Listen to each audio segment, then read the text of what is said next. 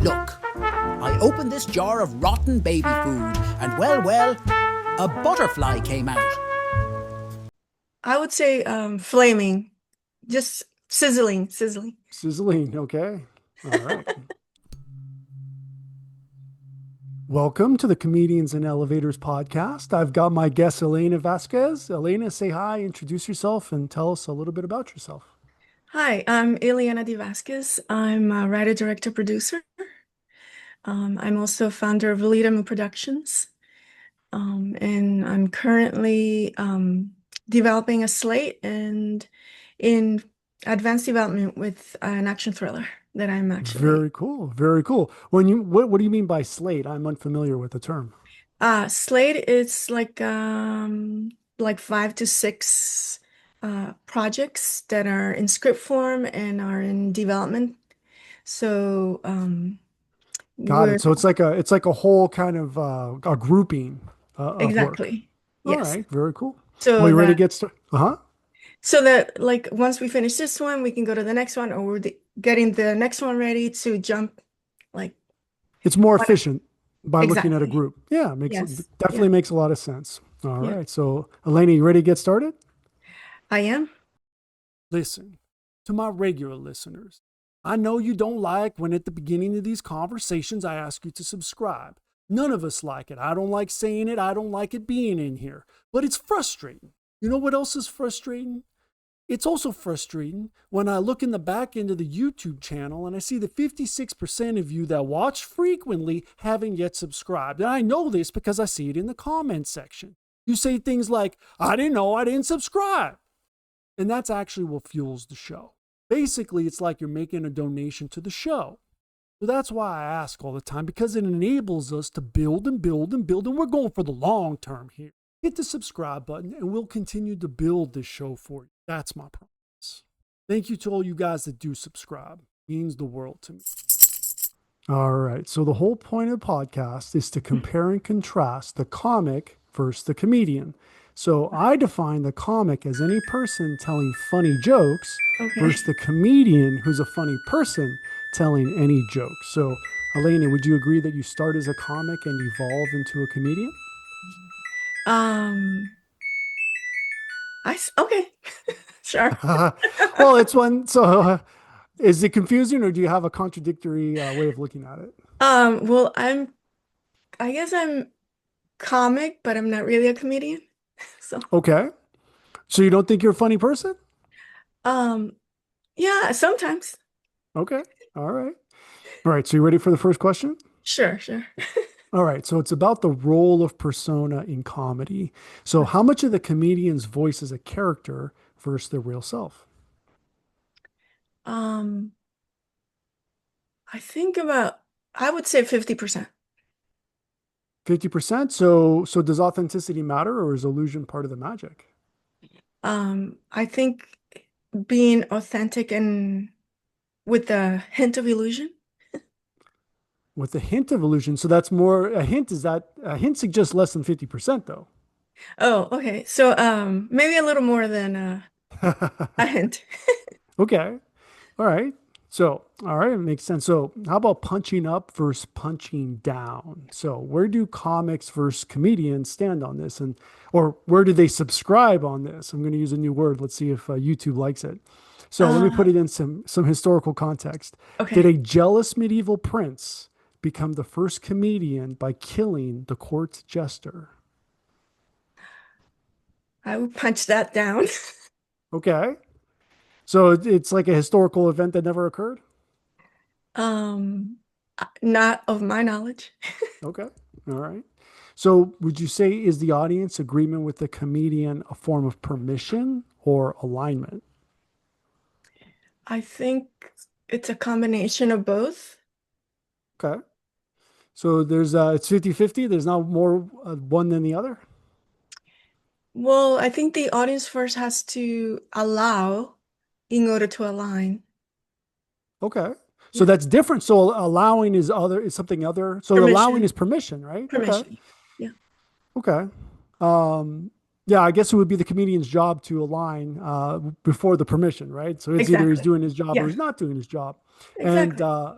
Yeah. Would you say that a comic would they would have a harder Beady, beady, time beady, beady. aligning because their jokes may not make sense? Um, yes, I think so, All right. from what I've Well, noticed. Yeah. absolutely. All right. So cultural translation of comedy. Yeah. So how do jokes that work in one country bomb in another? Oh, definitely. 100%. I lived Okay. in Europe and you can tell between the different countries, Hmm. like because I have friends from all over different countries and it's very rare when the jokes align or that but it's mostly they mostly bomb. They So mostly bomb. Is this in yeah. Germany? All over. Okay.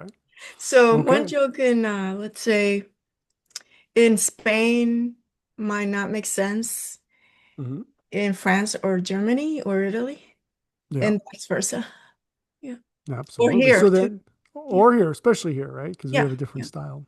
So Hmm. then, how does the silence when your joke doesn't land hurt? Physically, emotionally, morally, or spiritually? I think it's 100%. It's a punch in the gut. Okay, so physically. Well, you can have a punch in the gut mentally, spiritually, physically, all the different forms. Okay. Yeah. Okay. So then, would you say that comics are more universal while comedians are more culturally specific? Um, I I agree. I would agree with that. Yes. Okay. All right. All right. So how about crowd work versus crafted work? So if comics riff like influencers in the comments section Mhm. and comedians perform like in reaction videos, where's the sweet spot? I think it's a combination of a little performance, but also um, a Improvising? combination of both. Yeah, Yeah. All because right. I think one will not work without the other, I think. All right. So what happens when a comic leans too much into crowd work? I think they lose a certain magic, I think, Oh, okay. We don't in want to my lose. opinion. Absolutely. So then what about when a comedian gets heckled? Uh, well, that's just a bomb. Or it just didn't commit align. I think it didn't align, I think, when they Mhm. get heckled. What if the heckler is just, that's what they do no matter what? Then they have to I guess throw it back at them. Yeah, we gotta fight it out. Yeah. All right, very important question. Advertising and self-promotion. Who advertises themselves more? The comic, the comedian, or the magician? You know that place where you're not conscious and you're not sleeping either? That's your power bill to the electric company. Right here. I want us to be here with free energy, where the Wardenclyffe Tower meets the Eiffel Tower. But that's not where we are. We are here, where you've got the utility and you've got residential solar. Between these two, we know which one saves you money. This is where we can go in the meantime. But this is where I want us to be now, and this can be done now. So let me deputize you to represent DOSE, Department of Solar Efficiency, and let's get on the podcast to get the message out today. See you soon. Um, that is a tough question. Let's see. I would say the magician. Okay. Yeah. You see, so I mean, there's a lot going on. So have you been seeing a lot of magicians advertising lately? Oh, not lately. Well, I guess I would say the comedian, the comedian. Okay. So is self-promotion seen as selling out or is it necessary for survival? Um, I think it's a necessary because you can self-promote via word of mouth also. So That, so that's not selling out at all because you're doing it yourself. yeah. So I don't think it's selling out. Okay. All right. So censorship and offense. So Ah, does a comic avoid offense while a comedian courts it to prove a point, like a magician? um, I would say yes. Okay. So then, who survives better in a cancel culture environment? The comic, the comedian, the magician, or the mudslinger? Oh, that's a new one, Mudslinger. Yes. Well, it's ancient, but yeah, it's newer now. I would say the magician. Okay. Yeah, that one's easy for him. All right. Yeah, Okay. So it's a form. time, It's an game of illusion. So, absolutely. So they can easily not get canceled because they just disappear. or they can present an argument that could be canceled in a different way using illusion. Okay. Like smoke and mirrors, right? Exactly.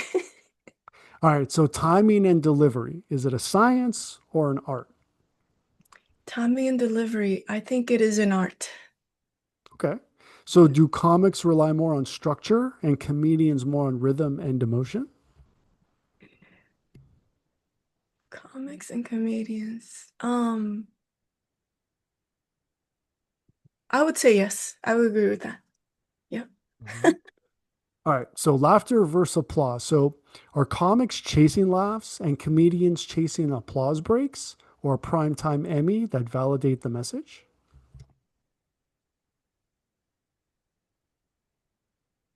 I think I mean, they would chase it for their ego. Okay. So that's the fair enough. Just validation. I would say Sure. validation, not so much ego. All right. All Yeah. right. So comedy as commentary. So when does a comedian cross into being a philosopher or a preacher? I think when giving unwarranted advice, Okay. Isn't that a lot of what the comedian does? um, they do, but then they step like a little over, like, okay, that's a great viewpoint, but don't preach me. Hmm. What if the advice is absurd and you're just not sure until the end? I think if it's absurd, I think a lot of people, since they know it's absurd, they will just let him talk. Right. Or they don't know until the end. They're like, this is starting to sound more ridiculous every moment Exactly. So until so then finally it they're becomes like, comedic. right. So is that good or does it dilute the humor? I think it will lead to humor, but you have to do it with uh what is the word? Well, there's many words. You can almost apply any style to this. That's how I see it. Yeah. So what style would you apply? I would sprinkle it like if you sprinkle spice on food. Well, which spice? A little bit of hot pepper. Hot pepper. Oh boy. Yeah. Okay. Just gonna make it literally spicy. We're just gonna add Yeah, like a degree, a temperature of spice. So exactly. we're talking mild, medium, or hot. Yeah, exactly. All of them. You just put them all together, and you're just not sure. You get like We're talking I I would say flaming, just sizzling. sizzling. Okay. All right. All right, Elena, are you ready to enter the multiverse? Sure. All right. Board game Zoomcast, play versus performance. So if comedy were a board game Zoomcast, are you competing as the colorist, adding tone, mood, and shading, or the Foley artist, building punchlines with soundscapes and timing? I would I think the what was the first option again? Sorry, I went blank. So either the colorist or the Foley Oh, the artist. colorist. Yeah. That's the one you choose? Yes. All right. So does comedy work better when it's painted vividly or when it's orchestrated sonically? Well, well, actually, sound is very important. I would say sonically. Okay.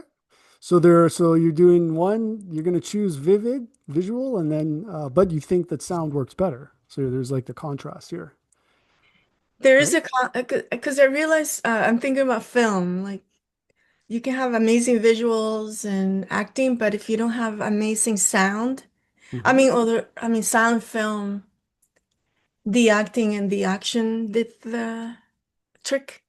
But Well, I mean, they got to go yeah, together, right? Because if you have like, yeah, I'm sure you've seen movies that are visually stunning, and then they were sound is originally terrible. Oh my God. like if they were performed in a different language and then they're Yeah. dubbed into another language, and depending on how different that other language is, you can't the lips just It don't just match. yeah, Right, sound and timing and um synchronicity. right, right. It's important. I think it's most important. So here on the Comedians in Elevators podcast, we have a tradition where the previous guest asks a question for the next guest. Okay. And the previous guest was Walt Frazier. And his Okay. question for you, Elena, is what did you do today to make yourself a better comic tomorrow? What did I do today? Um, I took things lightly. Okay, not too serious. Yeah, I think Don't.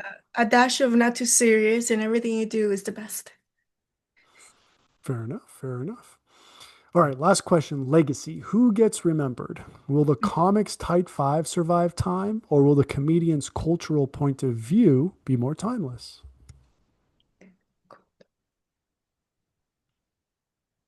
I think the first option. Tight Five. All right. Very Yeah. cool. Well, Elena, where can everybody find you online? I have a website. It's lolitamoon.com. They can check my website out in my bio, and I'm also on socials, Instagram and LinkedIn and Facebook, but not that often. I would Very- it's From kind of old Facebook, is school. it? It's what? It's old school now. It is old school. Yeah. Social media is changing for sure. LinkedIn is the new everything, right? Yeah, it's like I'm making amazing connections on LinkedIn. Yeah. It's the better Facebook. It's like, anyway. Oh, So definitely. awesome. I, Yeah. I I agree with that. Definitely. Yeah. All right, Elena. Well, thank you so much for being my guest. And for everyone, please like and subscribe. And we will see you in the next one. Oh, and one last thing. Oh, Please check yes. out my action thriller, topple/movie.com. Topple. Topple/movie.com. All right. Excellent. And we should do that. Thank you, Thank you so Elena. much. And absolutely. Hope to see everyone in Okay, have a Topple. great day. Say it again one time. Topple what? Topple/movie.com. Topple/movie.com. All Yeah. right. If you're interested in too much information like in the network state or Mantipus the chicken shit, check out this video. Or is it this one right here? Well, either way. Lizard